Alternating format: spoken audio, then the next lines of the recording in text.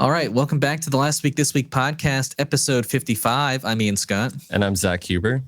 And this is the podcast where we talk about film and TV topics from the last week and give them to you all this week. And surprise, surprise, we have another review for you this week, but not a movie. Not a movie. Yeah. We got to do a whole show this time because they dropped it all at once, which is the Fallout show. Not the preferred way I like it, but, you know, it's still allows us to review it all at once, which is kind of cool. So yeah. Little interesting that they decided to drop it all at once, which I guess we can kind of talk about when we review it. But we also are going to talk about Transformers 1 trailer that came out, was shown at CinemaCon not too long ago. Same thing with the Trap trailer, which is M. Night Shyamalan's next movie.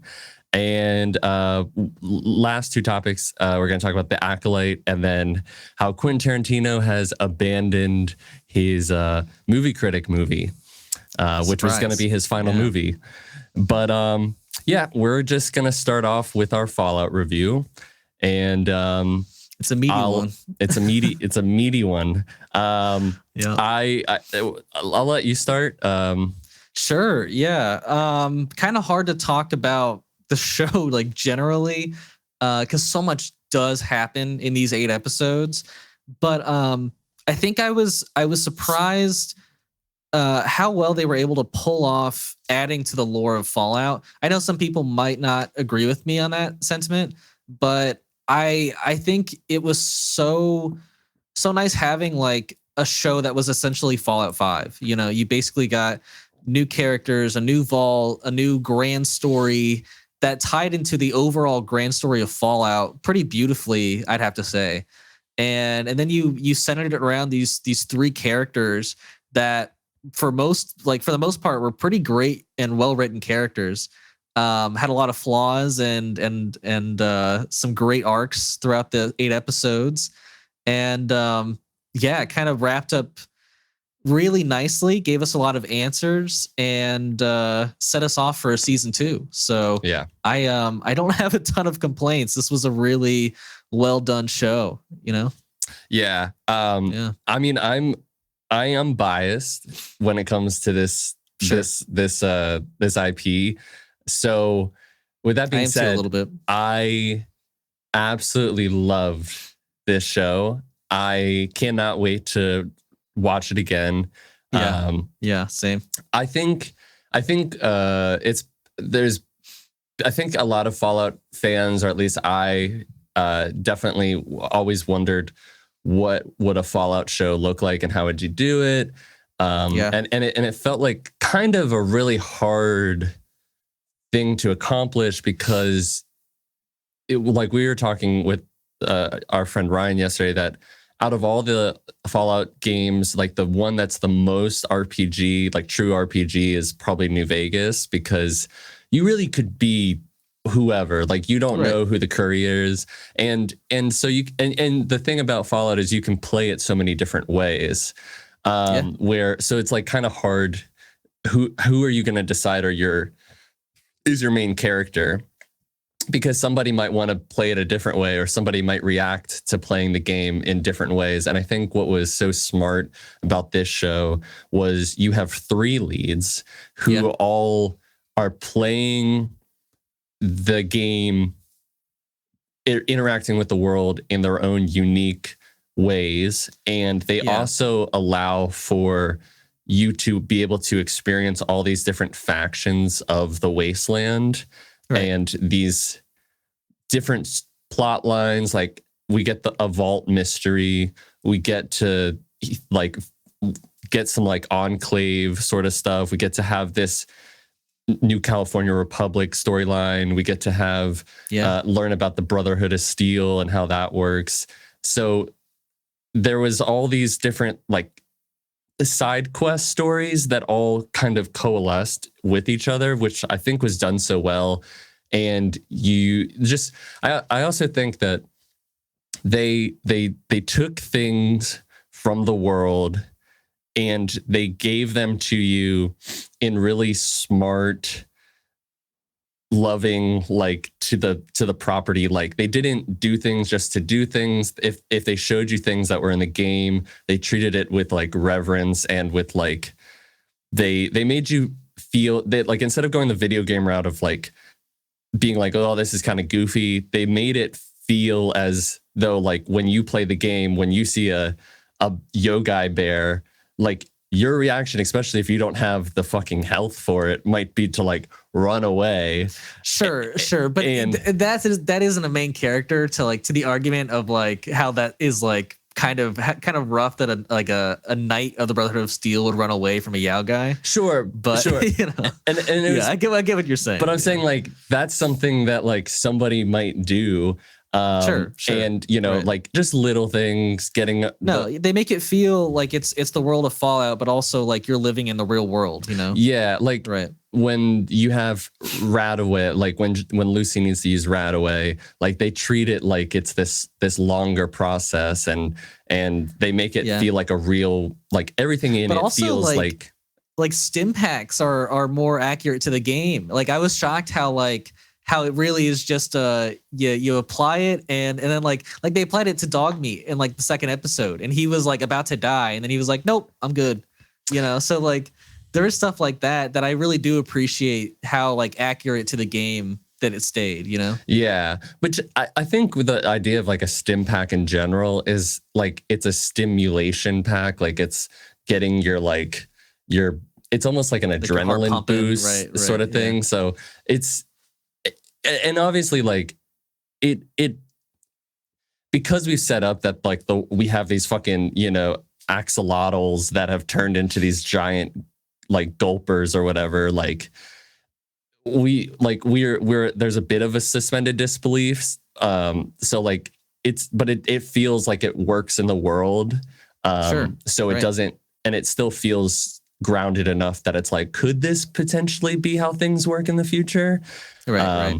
But yeah, anyways, I think I really don't have any complaints. I loved watching this. The only downside, I think, is unfortunately, I do feel like this show, even though it's very popular and a lot of people are talking about it, it just feels weird that it was like, I think I like that it was released all at once, because like it's like getting a new Fallout game. Like, you just get to get the whole story, like go through the whole story at whatever pace you like. In that sense, sure. But in terms of this being like Shogun, like, that's been releasing week to week, and me and my coworker have been talking about it all week. Now the entire fucking office is talking about Shogun, because we talk about it every week. Well, and like the entire internet seemed like they were talking about X-Men 97, the new episode, every week, you know? And like the discussion around that every week seemed, even though I wasn't following it, like it seemed very in depth, and like everyone was like talking about great plot points of that week. And whereas like, if you hadn't seen a certain episode, you're avoiding spoilers. So you're not like going to online to talk about it. You're waiting till the end. And then at that point, like, there's not a ton of discussions like there would be if like the finale just dropped and you would just watch it with everyone else, you know? Yeah. So it is a bit of a bummer that they dropped it all at once. I hope they kind of do it differently for season 2. But yeah, there is news now of a season 2. If those of you out there don't know, which is pretty amazing, I have to say. I was telling Ian and our friend Ryan yesterday that when we got to the end of the season and you see Hank, do you want to call it spoilers? We haven't really said spoilers yet.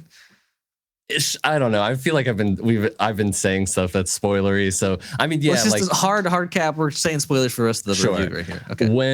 When we see him in the power armor go over the Deathclaw skull, and we see New Vegas in the distance, the skyline. Yeah. I felt like the woman in Dune Part 1, where she just starts screaming and just saying like, sometimes in the face of a revelation, like, you don't know what to do. And I just started like shaking, and I had goosebumps, and I just like, and then the end of the episode, like, one of my favorite things about the show was, I I love when every episode it's like kind of like a loading screen, like the Bethesda thing shows up, all the people who are a part of it. And you get like those cool little Fallout like title cards that are all doing new things each episode. I love it. At the end of each episode, there's like either new scenery. Like new scenery of which like I feel like calls back to like the loading cards. Sure. But also that last one was New Vegas. Right. Which was like immediate, like, you know, hint that we're going to see that next season. You know? Right. So yeah, definitely going to get New Vegas next season, which is exciting. I never thought that I would ever get to see that. So that's but incredible. It does look run down now. Like it's been abandoned for a bit. So it's not your prime New Vegas that you remember. Yeah. You know? So and you know and I think that's a good thing. Like I think it's smart to treat this like a sequel to the games, and not revisit things in the way that we had seen them before. I agree. So we get a whole new experience, even though it's somewhat familiar. And I think that's cool, and I think that's interesting. I think going back to like seeing New Vegas exactly how it was, sure, like it would be fun, but I would rather have like cool new lore, you know, revolving around that. And I know some people were arguing like they think that the episode 6 and episode 8 kind of are clashing with the lore, but like I've read what they were talking about, and it's like I feel like it only clashes with like certain endings, you know. People are not going to like you taking sides of like, I guess, an ending, you know. But sure, but you have like to do it. I agree with that. Like there's usually one ending to each story that you're like, well, that was just for fun, you know. Right. I would say probably the Institute ending for Fallout 4 is the one that's like just for fun, you know? Yeah. And I think the one for the Legion in New Vegas, it's like, well, that was for fun. Like nobody's like, no, I don't think anybody's really like thinking like the Legion is like going to be the new power in Vegas and whatnot. Right. But regardless, like the bomb is supposed to have gone off at Shady Sands, like pretty soon after the events of New Vegas. And to be like, I don't know, it's been 15 years. Like if Mr. House won, if the Courier won, if the NCR won, it all doesn't really, I don't really feel like it matters, because any number of things could have happened afterwards. And maybe we'll learn something, maybe we'll commit to some sort of canon, but like to me, like we don't know. And I don't think season 2 really has to go too far in depth with like the canon of New Vegas. You know, I think you can really look to the future or maybe just stay in its current setting and deal with the problems we're like dealing with right now, rather than like giving us a history lesson. But yeah, I don't know about you at this point, but I would love to like go back to the very beginning for our review here. Sure. Yeah. Sorry. I know we're I know kind of right at the very end. Right. But I'd love to just kind of like, I think the most logical way in my mind of how to like talk about everything is to go through like the 3 main character stories, like at one at a time. Sure. And I guess I'll start with my favorite of the 3. Which is Walton Goggins, Cooper Howard. I think it was incredible to see a character start off like, you know, like Fallout 4, like before the bombs. I love that kind of old world like character aspect that is brought into this new world. Also the birthday scene, when he's just talking to his daughter about like the size of the bomb in approximation to the size of her thumb. And, you know, everybody's like kind of trying to avoid, like the one woman's trying to avoid people like talking about what's going on. And then just like all the bombs going off, and you're like, yeah, that was a lot of bombs. Yeah, that was crazy. But also like the fact that they were that close really does make me think that like either his daughter is a ghoul or she just died, you know, like I mean, he was just like, if it's close enough to where your thumb isn't covering it, then you don't have a chance. And that was the case, you know? Yeah, so. she very well could be. Right. I think one of the, like what you were saying about Cooper being one of, like we were talking yesterday about it, and Ian was saying like he's arguably the most important character of this entire universe. I mean, at least top 3, you know? Like, yeah, top 3. Yeah. And I think one of the great things about this show in particular is the flashbacks to his character. So good. It's so good at unraveling the mystery of the whole season. And I think we're gonna get like more of it in the next season. Like I hope so. I don't, because I think we would be losing out on something like special without it. You know? Yeah, and I think there's still more story to tell. Like I don't necessarily like he. Oh yeah, I agree. I think we got a lot of answers, but yeah. I think there's still more story to tell with him back then, sure. Which is exciting. Yeah. But yeah, what else I loved about his character? Yeah, I mean, besides the flashbacks and learning that, you know, he was a cowboy, you know, like Western actor, and that, you know, Vault-Tec was like the first ads he had ever done. Also, the nice Easter egg of like they did the Vault-Tec suit in his colors, because his colors were like the blue and the gold cowboys. Right. I was like, I love that. Yeah. Oh, yeah, it's perfect. It was perfect. I didn't even notice that his colors were blue and yellow, like when he was wearing his own outfits. I was just like, oh, it just looked normal for like an old timey like cowboy, you know? And I mean, like he is the Vault Boy, you know, like he is. It's yeah. It's just the story behind it is like, I don't know. And the way they tie him in is just so great. I don't know how they do like a Fallout 5 like game.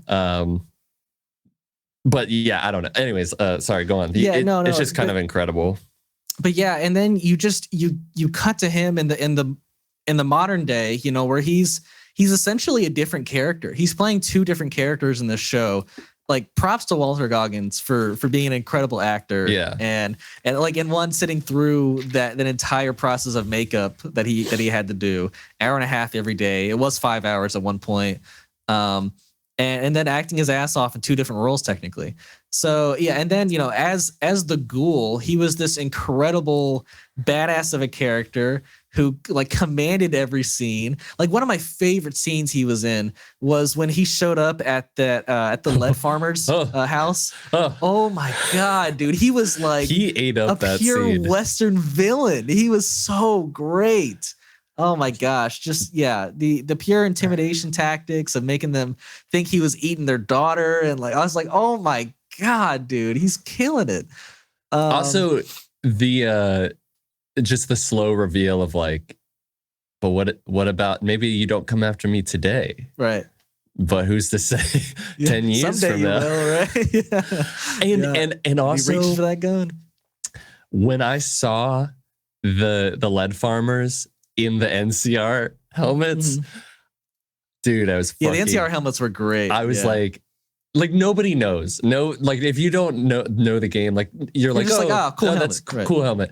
Right. Just fucking losing my shit. Yeah. I was like, anyways, he's fantastic. And they did so many cool, smart things with his story, because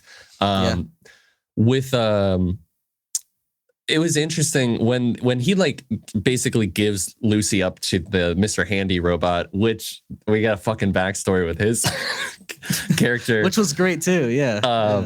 And he basically, like, after that whole thing's gone down, he's got all the fucking, you know, was it like Radaway or whatever? I don't know what that was, to be honest. But he's got all of it that he could need. Like, he was doing jobs for Caps to keep living. And then he blows it.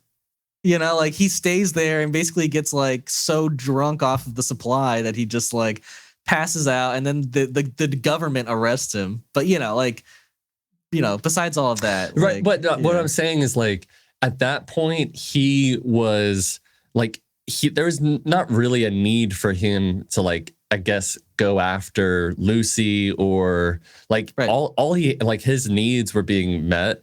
But then I guess, like, you kind of So like there was not this like animosity towards her or whatever. It was just like a job. But then you like slowly have it revealed that like his connection with Moldaver and like that's why he keeps going. Which I don't know, just it wasn't like everything that was predictable about this show was satisfying, like super satisfying, and the rest of it just was not predictable, and it kept you like intrigued, and it subverted expectations. And I have so many questions about Moldaver, and like, how is she alive? I don't know.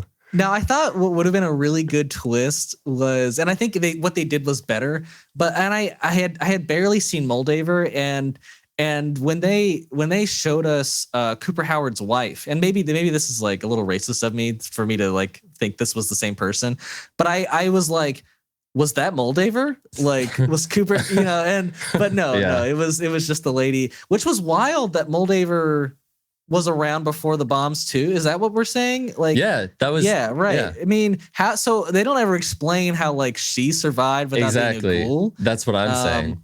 I would love to know how she survived until the very end of season 1. But yeah, Moldaver was very cool, and having her tied to Cooper Howard's story, I liked. Bummer that they weren't really able to meet ever again, right? Those two, I don't think ever met in the season finale, right? I mean, she was there. Right. When she was dead. Right. She was dead. Right. Yeah. No, but yeah, I mean, I think tying, like all of Cooper Howard's story into the Vault Tech story and making him such a central figure was perfect for the story. And he kind of got to be that that character of like, I'm just kind of out for me. Or, like to find my family. That's perfect. Right. And that's essentially a ton of Fallout stories, right? It's just I need to find my family. And like, I know like our friend Ryan was like, oh, I wish it wasn't like I got to find my dad's story. Right. But like but for a Fallout story, that's great. But like, for me, I'm like, but that is what so much of the Fallout like stories have been. It would feel strange. Like I like that I'll find my dad, I'll find my mom, but I'll find my son. It's not the same story. Like the story between Lucy and her dad. Oh my gosh. It's wonderful. I think going like her, like, and I think her story, like, of the 3 characters is probably my second favorite now. Like at this point, she's my favorite character. Really? Wow. I think her story is really great. I think pairing her with both of the other main characters was a really smart decision. I loved her and Maximus's like romance and their friendship. And then I loved the back and forth she had with the ghoul. But yeah, I think like her shining moment in the series was walking into Moldaver's fully thinking she was going to rescue her dad.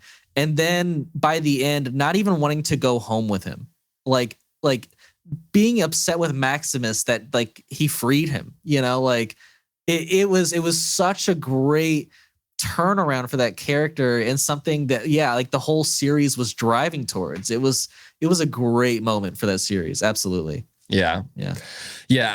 She as a character she represents the like, she is like, in terms of like in a TV show, she is all of us, or like people who are not experienced with Fallout. Like, sure, she is like doing the morally right thing, even though even in that vault, they were doing some things that like, but she didn't know of it. Well, no, she was having sex with her cousin. Like, sure. So, yeah, but everyone's your cousin in that vault. I know. So, I know. So, it is what it is. But what she is, she obviously has like the greatest like character arc, because she is like this told and fed this idea of what she's supposed to be doing and how the world is, and then sees it a completely different way. And like is commentating on the wasteland and trying to do things that like everybody else is like, you're gonna die, you can't do this, you're gonna die. And I think she's such a capable, intelligent, badass person. And also like soft and caring, and I just trusting. Think, like trusting. And I don't know. I think her performance is the actress, like she just really sells me. She perfectly encapsulates like innocence, like embodied in a person. You know, like innocence and morality and goodness, you know, like that's Lucy. But, like I don't know. By the end of the show, she's not the same character, which is wild. Yeah, she's not, but she's like she still has her core like values. But like like it'll be interesting to see where how much she's changed, because how much like she changes, and that amount of information being dumped on you, like about your entire life being a lie, is just. That's got to be like mind altering, you know, like you can't be the same person again. And Kyle MacLachlan, who plays her dad, like, oh, I love him. Yeah. You loved him so much when you first meet him, like, oh yeah, great dad. And like, despite the fact that he's a horrible person, like treacherous, horrible person, he still does love his daughter. Oh yeah. Yeah. And I think to a certain extent, when he was trying to explain, like, look, your mom was taking you and your brother out into danger. Like, I can't. So I nuked a whole city for you. Look, I don't like, damn, dude.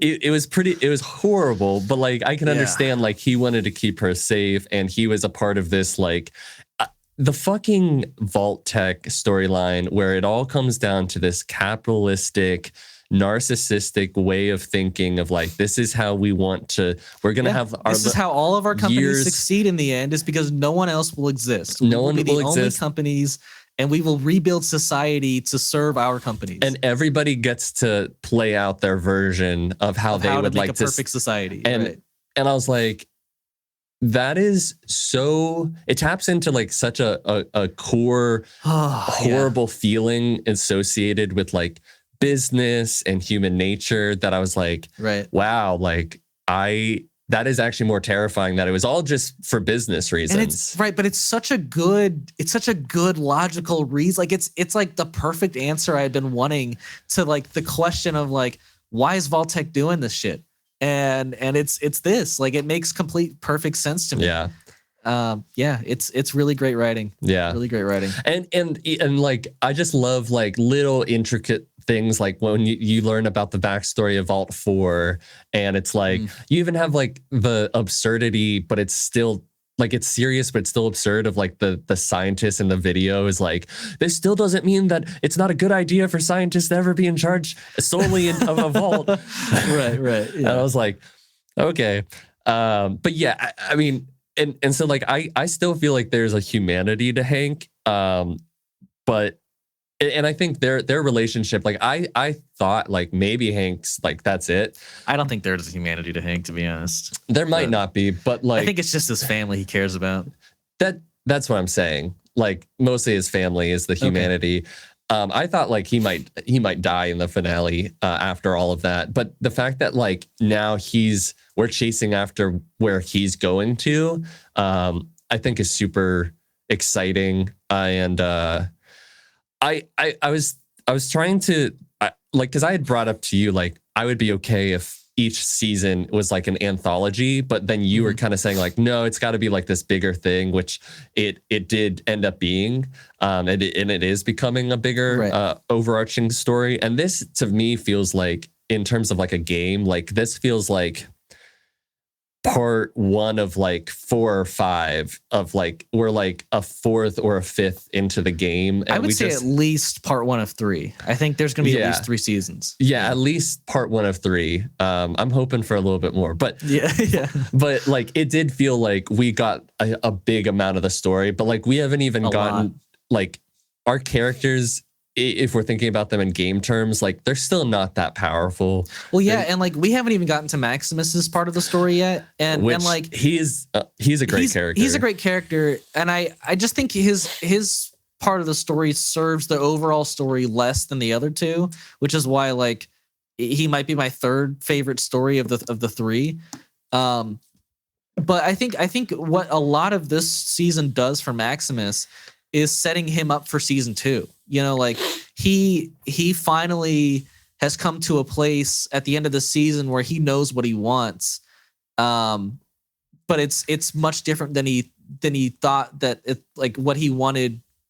So that's from the was, right at the very beginning of the season. It's a lot different than what he wanted then. Right. Yeah. And I think having him in a position of power in the Brotherhood and being able to maybe alter things within the Brotherhood and then maybe help later down the line and get to Lucy, I think that's where his story is going to like serve the best. Whereas like this season was a journey for him to get to that point, you know, where he learned what it was like to be a knight of the Brotherhood and be out in the wasteland and met somebody he fell in love with. And I mean, I think it was a good journey though. Like I enjoyed Maximus's journey. It just didn't feel as important at points to like the Ghoul and Lucy, you know? Sure. And I agree with you.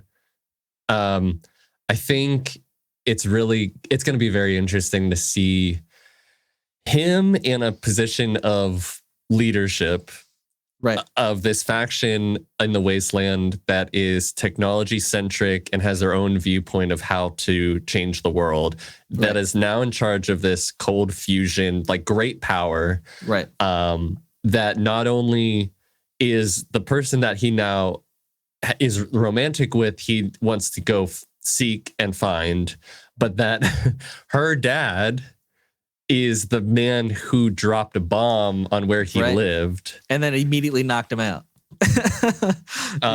So he probably wants to kill that guy. I'm sure. And there's going to be a lot of like tension in that whole situation. But I don't think you think Lucy's going to like eventually come to like defend her dad again?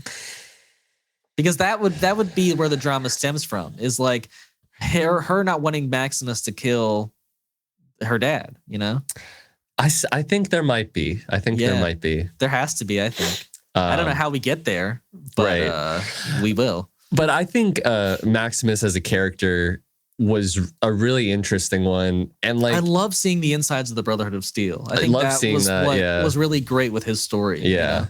Yeah, I really loved that. I really loved seeing him, you know, I really love seeing, like you were saying, him on the under with like having to be a squire to this super like toxic environment of like getting beaten and like scared shitless like all the time, and like having to clean environment, you know, clean this metal plate groin piece. And then as soon as he is in power, and also like he has these hints the same shit, of like ambition and like a power trip, like he does the same thing. Obviously, like that's what he's learned, right? Yeah, it's what he's learned. But I do like, because you even think like, did he sabotage his friend? I mean, you don't ever really know who does it, so he could have. He could have. Know. And that's one of the things, is like he is like, at least I felt watching his character was like, there is more to this character. Like he does have some, I do believe he has some ambitions, and he is not like, I love that moment where he just fesses up to Lucy and she's like, I just threw acid on this guy's face, like an innocent man's face. And right? I've been here for 2 weeks. Like, don't beat yourself up. Like there's layer. Like he is a good person. He is. The fact that he would admit all that stuff in that moment proves he is a good person. You know? Yeah, but he's still like willing and very capable of doing some pretty bad things. Stuff. Yeah. Like very easily could have just left with that fusion core. He would have. Yeah, he would have if Lucy didn't talk him out of it.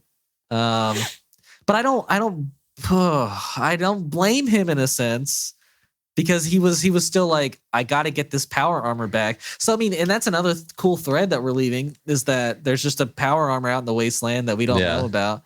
But maybe that isn't a necessary thread that needs to be revisited, since he'll be a knight and get his own armor. And yeah. So, I think it's probably that.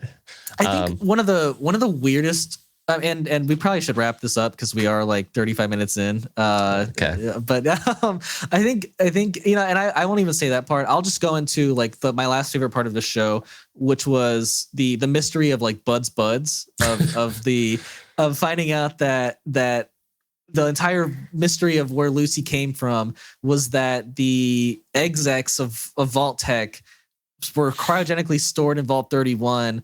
And then when they needed somebody, they would take them out of cryogenic storage and place them in an overseer position within Vault 32 and 33.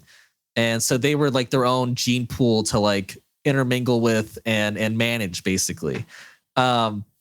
It was a great mystery throughout the entire season. Probably one of my like favorite parts of the entire show.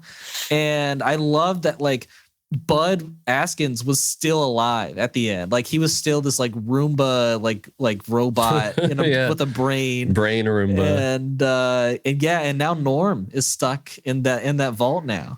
And curious if he's going to be cryogenically frozen or not.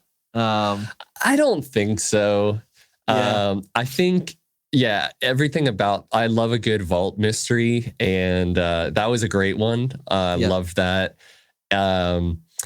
And like, there's still so much to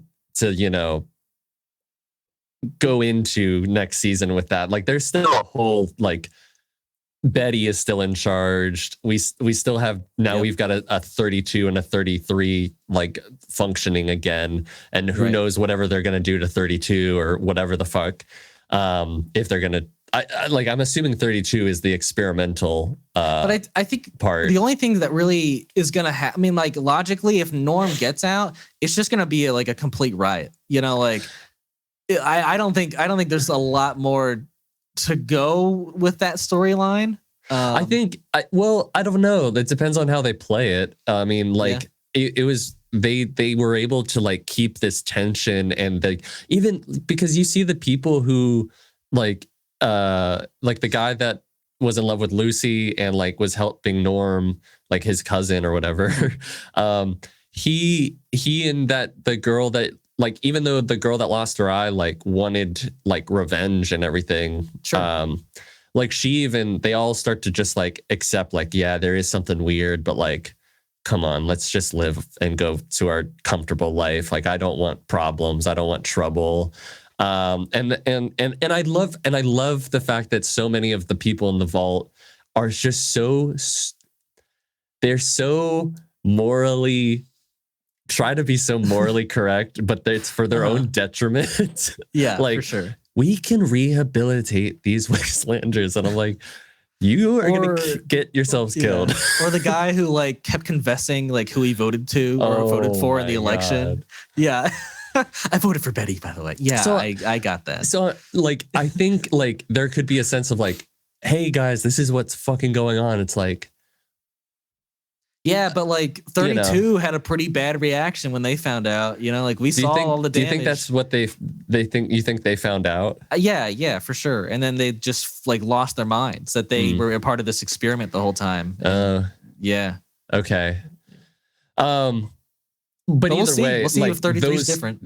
Either way, like somebody, like they're either gonna keep that vault running somehow, or they're gonna leave. Maybe, I don't know. There's something. Yeah, I mean, there's more to that story. If Lucy comes back and tells them that their mission is just is like a joke, then I think they could leave. But I don't know if they'll believe her. Right? Yeah.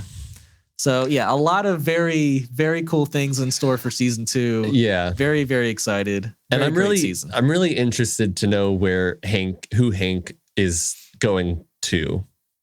Yeah, I mean, I think we can all maybe assume it's maybe Mr. House, but we don't really know. We don't really know, to be honest. Yeah. So, but Mr. House would be only like one of the only few people in the world who could like give us the answers that we need, right? Right. So, I don't know. We'll see. Yeah. Yep. Yeah. Very, very good season. But yeah, now we have a hypothetical themed Fallout question that we want to jump right into next. Basically, if you could create your own Fallout story, what would it be? And that's what Zack came up with this week. Yeah. So I was basing this off of when you see the Vault Tech conference and you see all the lights of where these vaults are placed. And I was like, where could you set the next Fallout story at? Maybe what it could be. And I'm going to pick one, but I do have two that I think would be very interesting. But the one that I think would be really cool, we've mostly played on next gen consoles in the East Coast, minus New Vegas, but and that's what's kind of cool about like starting the show in California is like where the Fallout games originally began, but we've never done it in like first person shooter sort of thing. Right.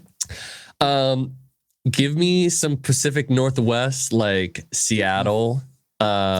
Make some like some. There was a mod for that at one point that somebody was making. I don't know if it ever went anywhere though. Oh yeah. Make like the Seattle Space Needle, like make that like where like a whole faction has taken like in charge of. Get me some like caves off the coast that you get to go into and explore, and you're by the water and the big trees. I don't know what's like a native animal specifically to that region. But like, yeah, I think it'd be a cool place. I think Seattle's a cool place. I think the Pacific Northwest is pretty, and it would be kind of interesting to see what that area might look like with a wasteland and like I don't know. Give me some like this is where grunge started and I mean that I guess it's an alternate history, but like maybe we get some like fucking like weirdo musicians out there. Okay. I don't know. I think it would be a cool place. The other place I think would be ripe would be something in Texas. We're going still into like the New Vegas kind of area where it could be like desert and like cowboys, but like let's get some like big ranches and I don't know, just Americana propaganda. Give me some like enclave story. I guess in down my there. mind, it's not like incredibly different from like New Vegas, where you have like the deserts and the wide open ranges and I think it could be different enough. Like there's a bunch of football fields, like we're in fucking Dallas, and there's a football field like every like every block. High school football is the most important thing in Texas. Yeah. So I don't know. I think those would be cool places. Obviously, I would want some like thing about it, like how New Vegas was like there was this novelty kind of cool thing about the preservation of this place. I would like for there to be like something built into it. Like there's usually a big landmark that's been like built up again, like in Fallout 4 you have wherever the Boston Red Sox played turned into I forget what did they call that place?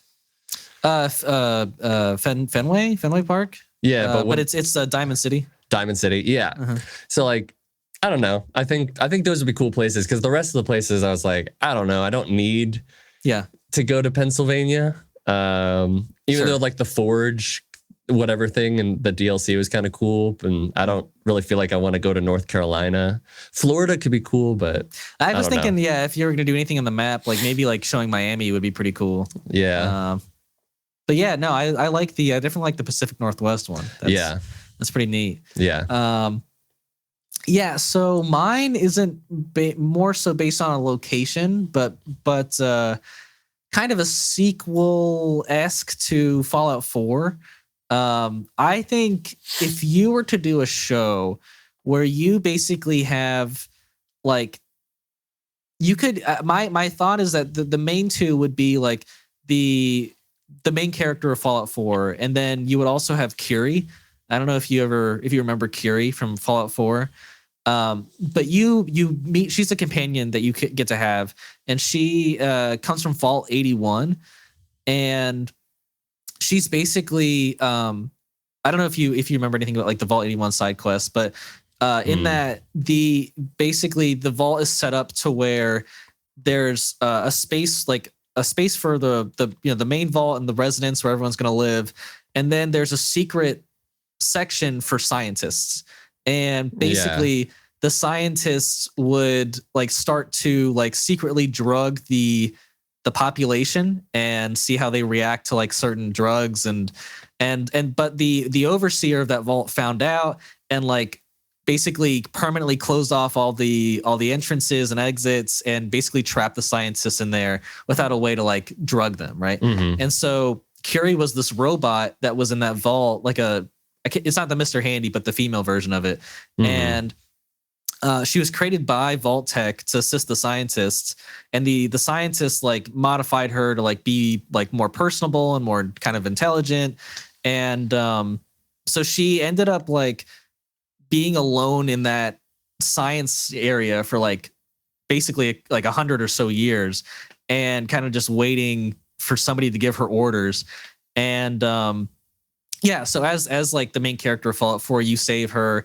You can give her a synth body later down the line. Oh yeah, I think I remember this. Right. And so like my thought is that like she has an incredible amount of like science and like medical and like knowledge, but she also has like the understanding of like how bad Vault Tech like is, and like what they like made her and like the scientists do, and like and what that whole situation arose from, and now she obviously knows about what happened to Vault 111 with like the main character and how they were all cryogenically frozen like all against their will. And yeah, so I think like those two and like possibly like Nick Valentine would be a great like team up to figure out like where the rest of the vaults are, and like start going around to like do like an episode by episode where you go to different vaults and like save the people of those vaults from like the experiments being run on them.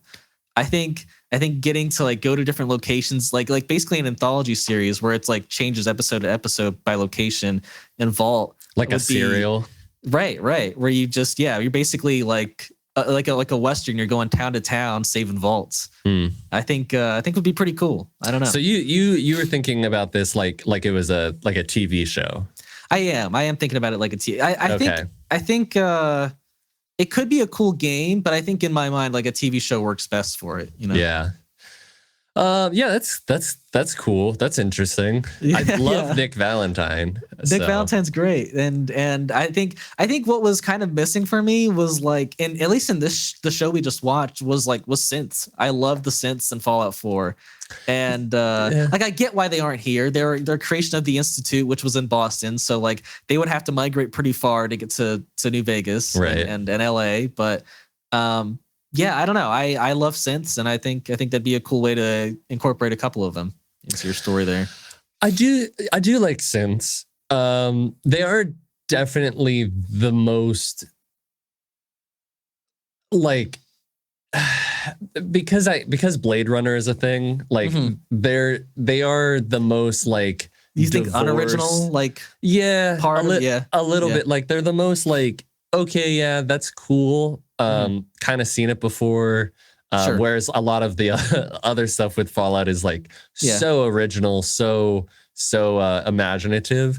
I would say like if they did like a Fallout 5, I would like some synths to be in there. You know, it's just for the sake of 4. And I'd kind of like. I think I was thinking about like if they did a Fallout 5, where could they do it? I think. Texas could be a cool place because there's so many like government army stuff going on. Who knows what's going on there? I think it should be the West Coast again though. Or like up Pacific Northwest. Give me some synths. Make it later down the line. Somehow like synths from the Institute start migrating west. And then we get some other new cool faction or whatever. Like give me like some Enclave story that's still going on maybe. Anyways, clearly the Enclave still exists, right? Yes. So those are my two places that and yours is pretty fun too. Cool. Yeah, I like your ideas, man. Yeah. Nice.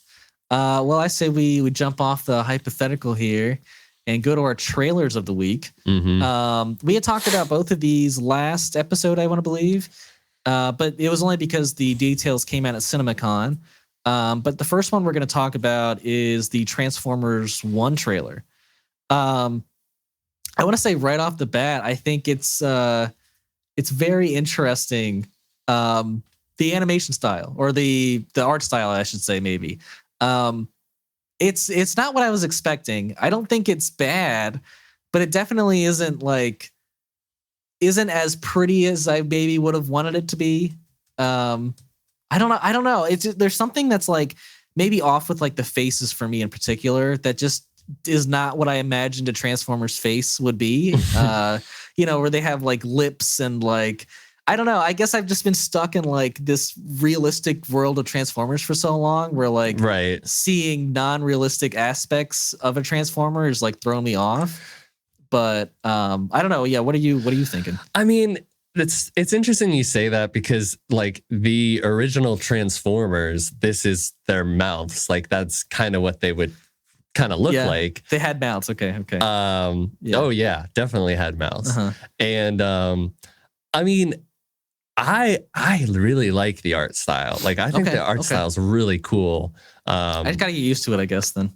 And they were when we were going over the trailer when it was at CinemaCon, they were saying like it is more humorous and it is lighthearted. But on the same side of it, like it does give me that Across the Spider-Verse, Mutant Mayhem, like sort of like it is fun and humorous, but at the same time, like it doesn't feel like it's just like a quote unquote kids movie. Like there is like some, but I don't know. It definitely doesn't. It doesn't feel like yes, like I don't mind there being comedy in this, but it does feel a little too much at points. Like I think I would have preferred a little more of a serious tone, especially because it's like. It's Optimus and Megatron. Like, they're going to come to a head at some point in this movie, right? Oh, yeah. Yeah. So, I don't know. I mean, I think the journey they go on is neat. But yeah, I don't know. It was like all the voice actors that aren't like the main two. I mean, even Megatron a bit, like just all the voice actors come off very comedic, it's very lighthearted. And I don't know how to feel about it. I don't know. I like it. Yeah, I'm excited about it. Okay. I can't wait for like this, like everybody's like, Megatron's like, oh, what are you fucking getting me into this time? And they're going on this journey and it's kind of lighthearted and fun and everybody's get along. And then something happens and it's like tragic and like they were brothers and now they hate each other. Or at least Megatron props to them for not showing any of that, I guess. So. But yeah, like it does look humorous. It's not like them learning to transform for the first time. Like it's kind of goofy. I thought it was interesting too that like what they chose to transform into was like immediately car shaped things, right? Like do they have those vehicles on Cybertron? I didn't believe there were vehicles in Cybertron, but I could be wrong. There must be, because they're like taking like elevators and shit, and like, isn't there like a train at some point? Is there? There is a train. There's a train that goes up to the. Yeah. Okay. Well, interesting. But it's interesting that, and this is probably, it's like, because this is not how I don't like it would normally go, but it's interesting that you have Soundwave and Starscream, and then who's the other one? Soundwave. I don't remember, to be honest. But like, there's like the three of the main like kind of like bad Decepticons are already like what they originally look like. Like, and Starscream's already like this. He looks like Starscream.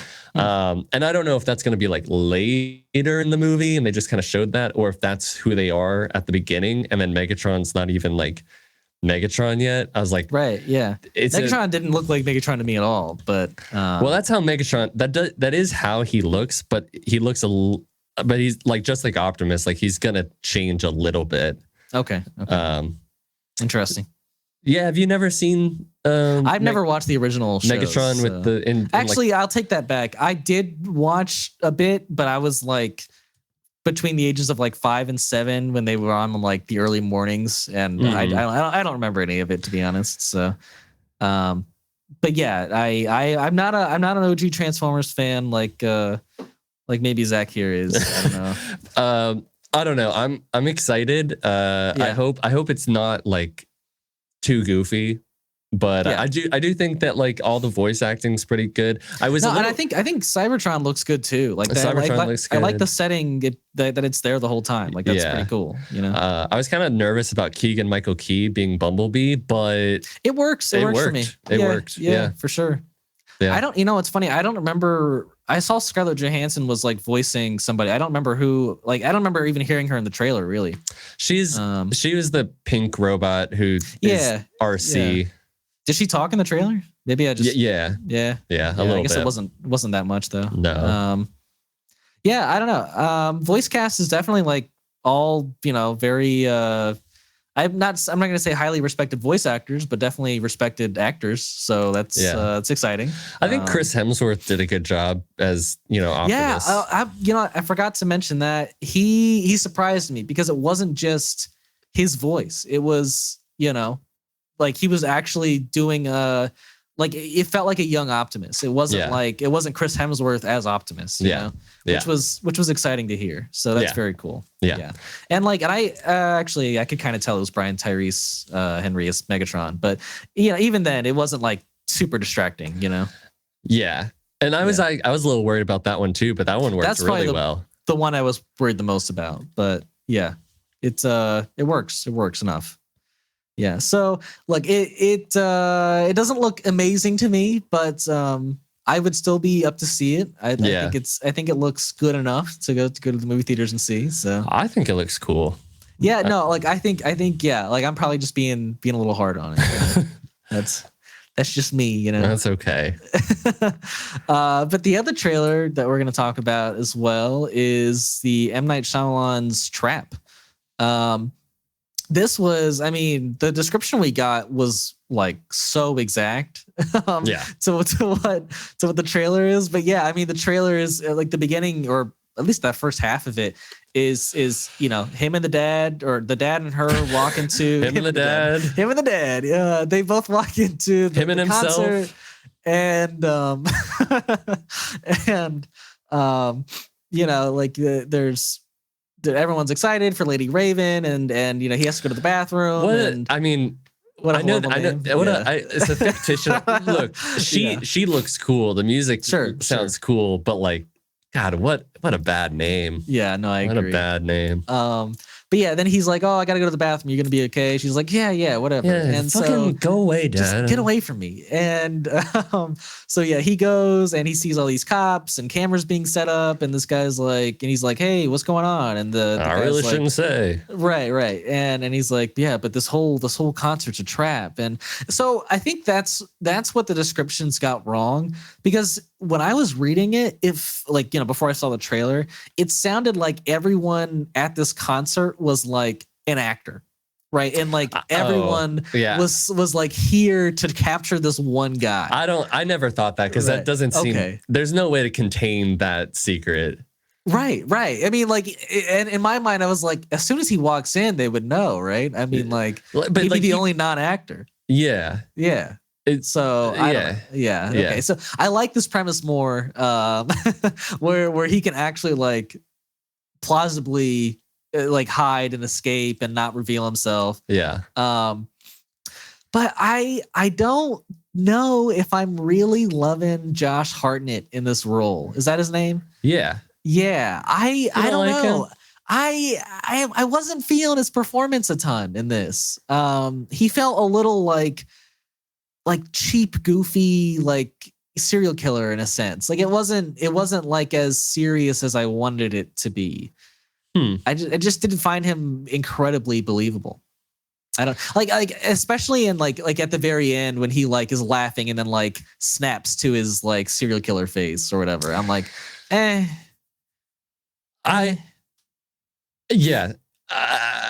see what you're saying, and I think that's the line that the movie's gonna have to toe is right. It's like, is he a dad or a serial killer? And like how camp are we gonna like kind of play this? How serious? How funny? How like self-aware? Because it's M. Night Shyamalan, I didn't imagine it would be camp. You know, I figured he would take his movie pretty seriously. You know, but maybe I'm wrong about that. I mean, I don't. Camp is probably the wrong word. Because like he could have gone like super serious, but I feel like this feels like how a Get Out is in tone. Like in the past 5 to 6 years, like I mean, it happened before it, but like Get Out really solidified like having humor and self-awareness of the genre, but still making it scary and serious. And I feel like Josh Hartnett's smile that like you're talking about is so like wanting to be evil and like smirking, and it's a game that I'm like, are they aware like because that performance is like a bit loud, and like bolder than like maybe something that's a bit like, it's like, yeah, I know. Like a smaller smirk. So like I'm just curious what the tone of the story is. Right. Right. Yeah, it is a bit exaggerated, isn't it? So that'll be the thing, because if they play it, because like I'm down for it to be like either or, but like you got to commit to it. So I just can't go back and forth. Right. So I don't know. I do hear what you're saying. Right. Because like I think I was even expecting it to be a bit more like a little bit more serious. Yeah. And this seems a bit like more exaggerated. Yeah, like the song they were playing in like the second half of the trailer also felt like kind of cheapish to me. Like it wasn't taking itself like incredibly seriously. Right. You know? So I don't know. I have no idea really what tone they're. I mean, I guess I have to assume they're going for a more non-serious tone with this movie. But on the flip side, and this is why I'm wondering, because like he's so like yeah, I know, and I'm the serial killer, and then you have this dude who's like literally being tortured and is screaming in his basement, and it's terrifying. Right. So I don't know. I'm still down. I still think it's a really unique, cool idea that I've never seen before. So I'm still down. I'm still down too. I just don't really know what to fully expect now. Yeah. Whereas I felt like before, when I read it, I was like, oh yeah, that looks dope. That sounds pretty cool. Right. So, and it says it's coming out this. Oh, okay. Trap will be distributed nationwide August 9th. Oh, wow. That's early. That's 3 months really, away. Really close. Oh, you were thinking it's going to come out earlier. Okay. I thought it was going to come out like in June. It's still a summer movie, you know? No, I know. I just...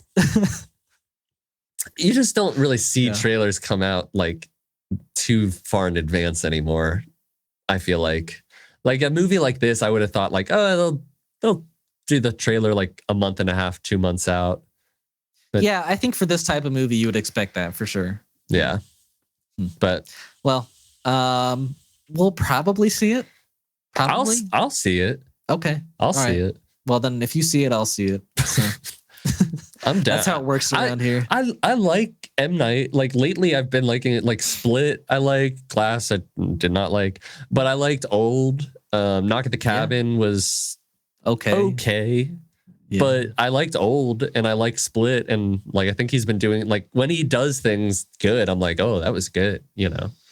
Yeah, but he could definitely have his misses, you know. Yeah, I know. He's Lady in the Water. Ugh. Avatar. Yeah. Okay, but yeah, let's move off of the trailers. Yeah, I think that's all we had to say on those, and move on to some interesting Star Wars news. So Daphne Keane, who you all know as X-23 from Logan. She is a young a Jedi in this, a Jedi youngling, probably. I thought she was apprentice. Yeah, I thought she was like the girl with the dreads, and she's the one with the blonde hair. Oh. She's got like the white face, like white painted face, and the red other outlined eyes. Oh, okay. Sorry, go on. But she, so she was saying that the Acolyte aims to have lightsaber fights or a lightsaber fight in particular that will top the Darth Maul duel at the end of episode 1. Those are fighting words. The quote, it specifically says, "We want to top the Darth Maul fight, the most iconic fight. I think in the Star Wars cinematic universe, it's such an amazing fight, and we were all so excited about the saber fights. There's such a skill and craft to it that it feels so OG Star Wars and feels so impressive when you see it as a viewer." So she's saying it sounds like she's already seen what they filmed and that it feels like episode 1, which is, if that's true, it is incredibly exciting to get that kind of style of lightsaber dueling and fighting back. Is everything I want. I think I've said in previous weeks that like the fighting in episodes 1, 2, and 3 are the best in the entire series. Right. And it only makes sense for that era to have the same kind of fights. So you have to logically be accurate with that.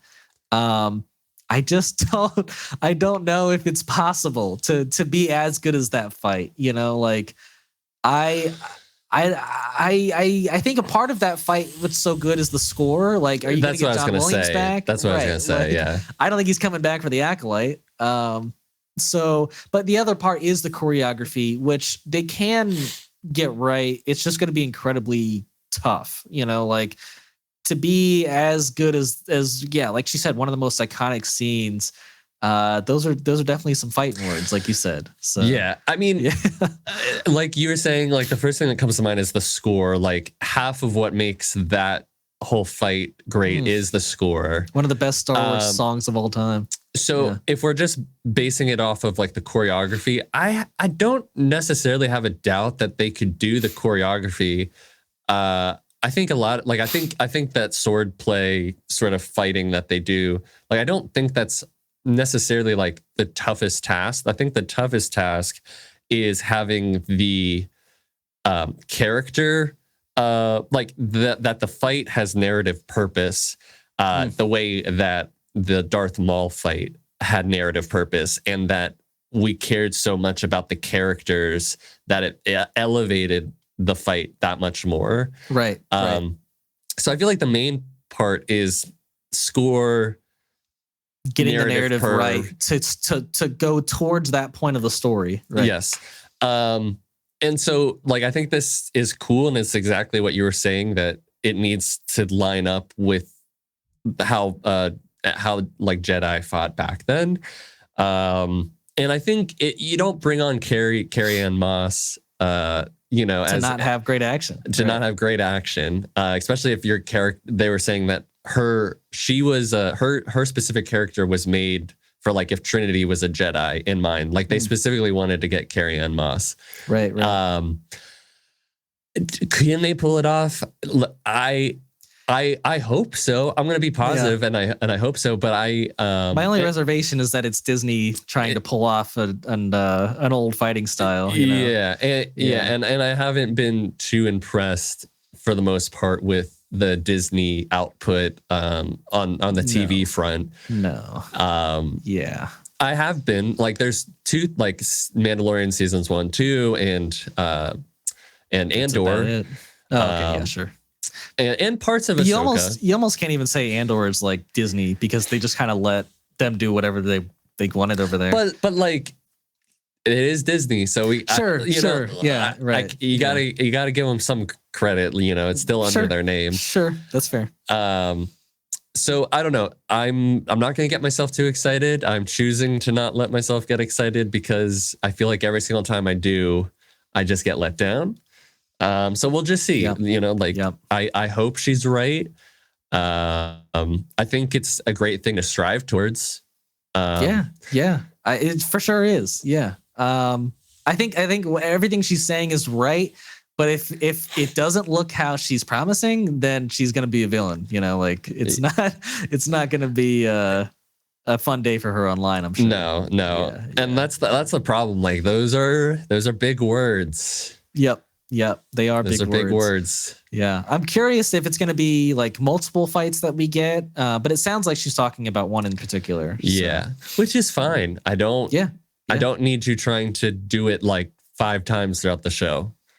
Sure. But I do want the fighting style to be throughout the show. Right. So I hope they get that right every time. But we will see. But to top it, I don't know. Yeah, it's pretty wild. Pretty wild. What's also pretty wild is our next topic that Quentin Tarantino is kind of shaking up things and is not going to be filming his last written script called The Film Critic. Right, or the Movie Critic. Yeah, sorry, the Movie Critic. So this from what the reports were saying, that this was set in Los Angeles again. In the 1970s. Right, and that it was somewhat of a sequel to Once Upon a Time in Hollywood. Yeah, I mean, from what I was learning it was supposed to be loosely based off of this Movie Critic that he had read growing up. Mm-hmm. And then the script started to lean into following Brad Pitt's character, Cliff Booth from Once Upon a Time in Hollywood. And now he's been they've been in prep for it, and they were going to shoot they were going to shoot pretty soon. And he was like, no.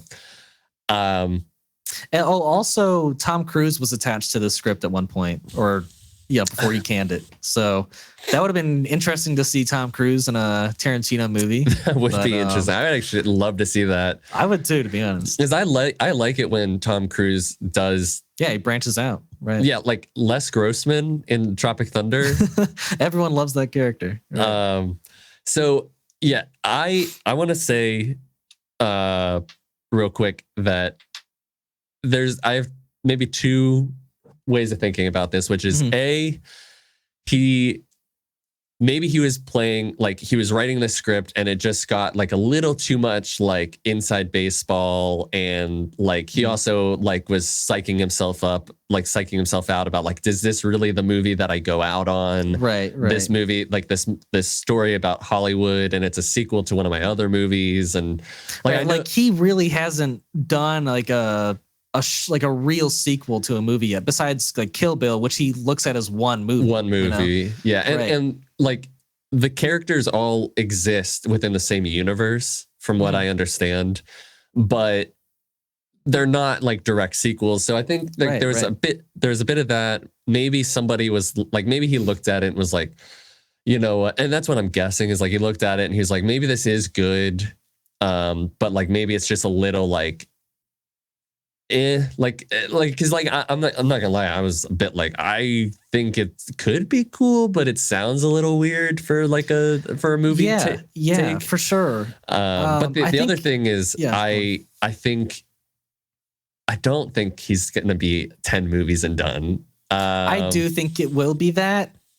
I think like what he said is that like he's not stepping away creatively like forever. He's just stepping away as a director. Like he wants to write, he wants to like do scripts, he wants to write books. Like I think him writing will be fulfilling enough, at least I think for at least like 10 years. And then if like he's really feeling an itch, he might come back. But I feel like he's always wanted to do this. Like from an early point in his like directing days, he was like, I want to do 10 and that's it, and I don't know. I'd love to see him stick to it. I really would, but it would also mean not getting more Quentin Tarantino movies after this. I really think it's such a arbitrary and dumb like precedent that he's like self-inflicted on himself. and look, it's good to have your your goals, your code to have things that you find sacred and that you want to that you decide are like, this is it. And like, there is something to be said about like, you know, just like hanging it up. I just don't think that that's really what's going to happen. But regarding this, like, I think it's like the thing with like with Disney, like they were like, it's kind of nice to see somebody who's like, look, I worked on this thing, but you know what? It's just not it. I think he's obviously in a position where he's privileged enough to be able to just be like, well, you know, and I'm not going to sell this script, and I'm just not going to do it. So. This isn't the one. But it does make me excited to see what else he wants to come up with, because I would like when this got announced, I was like, it sounds like I'm sure he could do it really good. There's not really one Tarantino movie I hate other than The Hateful Eight. I know, but like I've loved every other movie, and I think also Once Upon a Time in Hollywood was like, I liked it, but it wasn't like my favorite thing that he had done. I loved it. It wasn't my favorite either, but it was definitely like I might have had it top 3, to be honest. Yeah, it's definitely not my top 3. Which, granted, I need to watch it again. It's been a minute, but so like I already was a little like meh about this movie, so I'm kind of excited to see what's the next thing that he finds is worthy. You know, would you want something more original, or would you want like a sequel to another movie of his? Because people like have always said like, oh, I would love a Kill Bill Volume 3, you know, and I'm not one of those people, but I was curious if you were. If there was a sequel to a Quentin Tarantino movie, I don't need a Kill Bill 3, but a story where the first assassin who gets killed and her daughter coming after her. That's what I would want in a sequel. Like, yeah, that'd be pretty great. That would be good. Yeah, I'm not gonna lie, like that would be good. But it'd be cool. If there was a sequel that I would particularly want, it would probably be a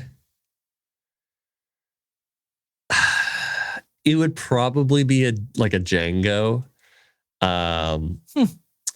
or a Reservoir Dogs. But I think you can't really do a sequel to Reservoir Dogs. Well, what's interesting is that like in one of the sequels, I really would have loved to have seen him do that he had planned on doing at one point. And I don't know if you know this, but it was I think it was called Vincent v. Vega.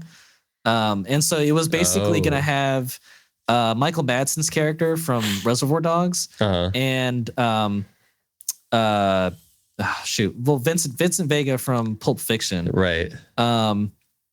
Who was played by John Travolta, right? Those two were going to be brothers, and like they were both going to have the last name Vega. I think in Reservoir Dogs he does have the last name Vega, and I think he's just known as Mr. White. Yeah, I think so. Right. And I think something like that, I mean, would be cool. I don't know anything about story details. Right. But like following characters from other movies, I would always love to see that. Yeah, I mean, preferably I think I'd want something original. Yeah, I think so too. But I think truly, because like I don't really need a sequel to Django. Truly, what I would, if there was a sequel, it would be that Kill Bill story. Yeah, agreed. But I don't even know if I would call it Kill. You can't call it Kill Bill. You have to call it Kill Revenge Woman. Does she not have a name? I forget her name. Kill Thurman. Kill Bill. As the bride, Kill the Bride. That would be, I mean, and he could, but could he, I guess you can't really do a Kill the Bride and be like, oh, it's a part of the same movie. It's all one movie, you know, like. Yeah, like I think it would maybe be a bit like how the sequel to The Shining was, God, what was that movie called? That was recent. Doctor Sleep. Yeah.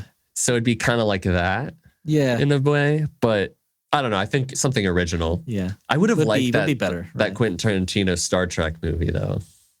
But what a way that would have gone. he can't do it because it's I also don't think he would want that to be a part of his like film repertoire, I don't think so either, but but it would have been really interesting. Yeah. For sure. Yeah.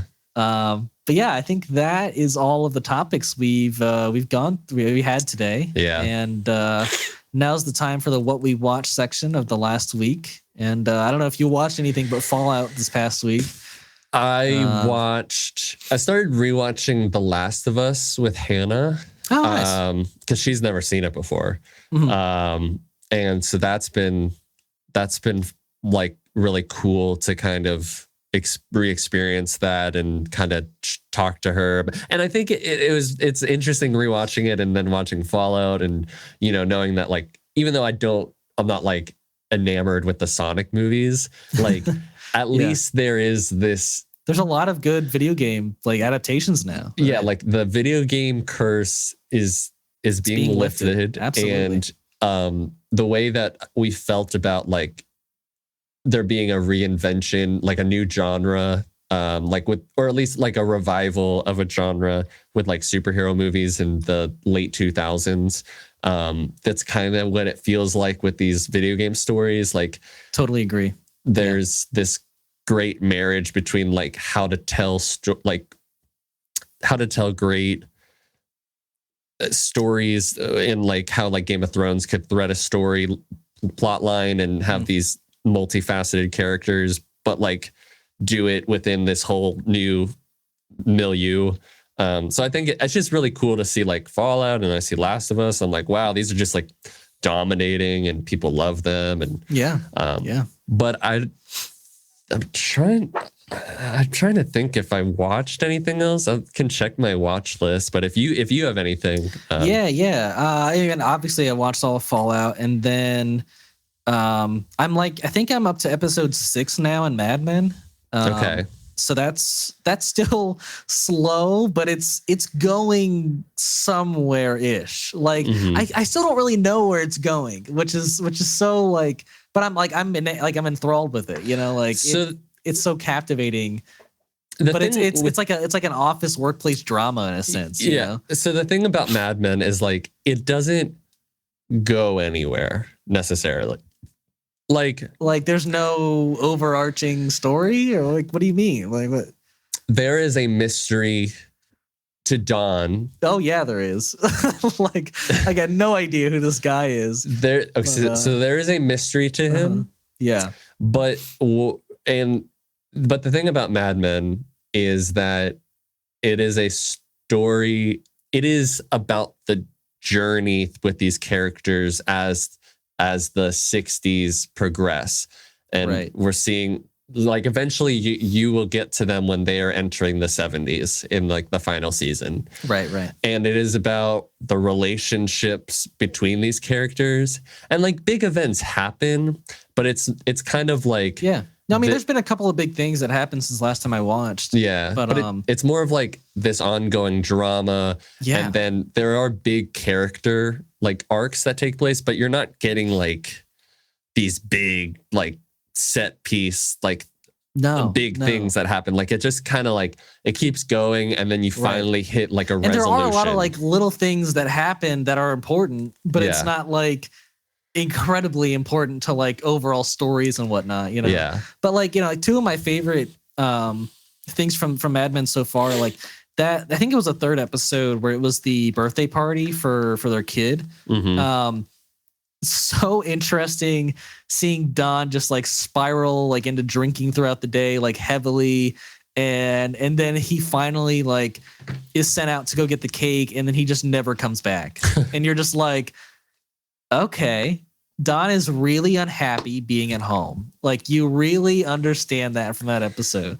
But then it doesn't go anywhere the next few episodes. Like, they just kind of move on from it. They introduce these things, they revisit them later on. It's kind of like, and like one of the best things they've done so far is like they introduced, I guess one of the beginning scenes on one of the episodes was like, this guy recognized Don Draper as Dick Whitman. And you're like, why does he have a different name? What is that? And they don't touch on that for the rest of the episode. But then like 2 or 3 episodes later, his Peggy comes in and is like, there's an Adam Whitman here to see you. And you're like, that's his last name. Who's Adam Whitman? And then and the whole story of that episode is like him trying to like basically let his brother off easy. It's basically like, leave me alone. I have a new life. I don't want to look back. I can't be that person or go back to those people. And you know, like, you really don't know who Don is. So there's a point in the episode where you think he might be going to kill his brother to like tie up that loose end, but he instead just gives him like $5,000 and is like, please just like never contact me again. And it's a really heartbreaking episode, but like, you still don't know anything by the end of the episode about Don other than the fact that he has this brother and he had a stepmother who he hated. But that's about it. You don't know why he left his life. You don't know why he's hiding out. It's a mystery still. And it's still like so captivating, you know? Yeah. Don Draper is kind of like the way that The Great Gatsby is in a way. I haven't seen it. You've never read or I never read it or The Great Gatsby? No. Okay, so like I'm not gonna give any. I would never give you spoilers, but basically Don Draper is in a is kind of like Jay Gatsby in some ways, but in a more commercialist, capitalist, American dream kind of way. And you can kind of see with his character, like he's unhappy, he's unfulfilled, but he's also like very good at like his job where he feels very fulfilled at his job for sure. And his job is selling things and trying to change people's opinions and like, right.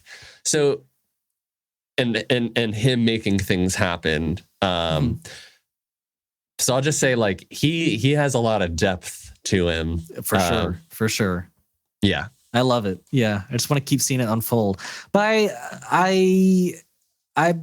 I'm a little disappointed that there isn't more to it other than him. But I think what's gonna like really sell it is like the mystery unfolding being like really good. So hopefully it is. The family drama, and the like relationships get like really juicy. Okay. Honestly. Okay. And is it Pete? I fucking love Pete. He's a worm, but I love Pete Campbell. Yeah, I don't like Pete yet. He's not somebody I like. I love to hate him, but also there's a part of him that like you just start to like him. I think. I think I was wishing he had really been fired when Don was like, pack your things, you know.